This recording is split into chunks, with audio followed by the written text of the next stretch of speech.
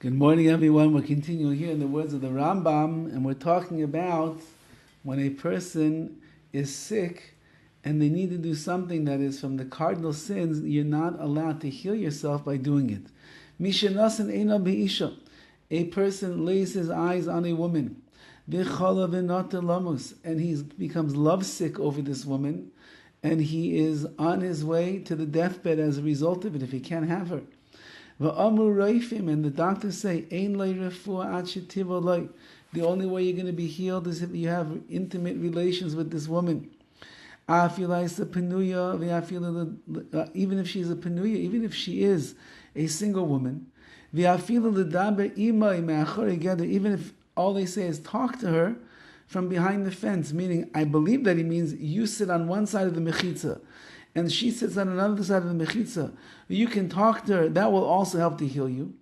He cannot do such a thing. He should rather die and not be instructed to speak to this woman privately. Because we don't want the Jewish women to be hefker, to be like ownerless, to do whatever people want to do to them. Because if it starts over there with just a conversation in private, you never know where that conversation is going to lead. And since we don't know where it's going to lead, says the RAMBAM, he's not even allowed to speak to this woman in a private manner because we don't want to come to trample on the sin of arayas, of illicit relations, which is one of the big three that we are discussing over here. And now the Rambam adds in Ois Yud, in the 10th letter, anybody who transgresses one of the mitzvahs when he wasn't being forced into doing it, any of the mitzvahs that it says in the Torah, bishat b'nefesh, he did it because he was like, he had this spirit of going against HaKadosh Baruch Hu, lahachis, to anger Hashem. Harei mechalel es Hashem. This is called chil Hashem, desecrating God's name. You have no reason to do it except that you want to anger the Rebbeinu Shalom.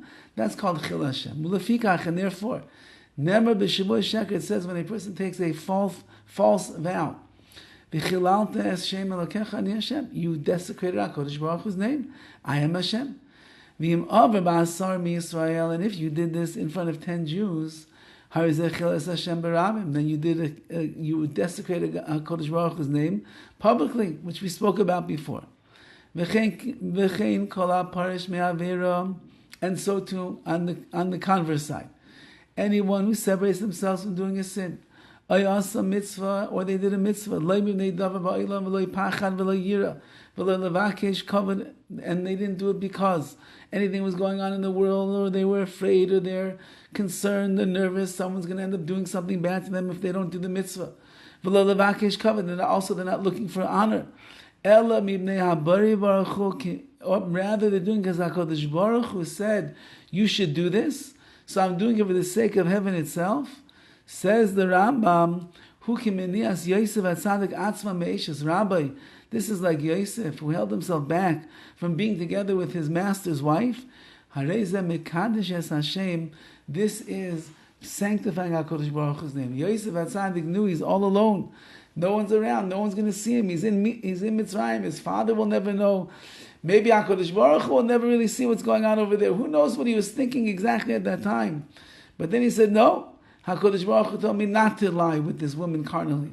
HaKadosh Baruch Hu told me to be a tzaddik. HaKadosh Baruch Hu wants me to be better. I'm doing this for the name of Hashem.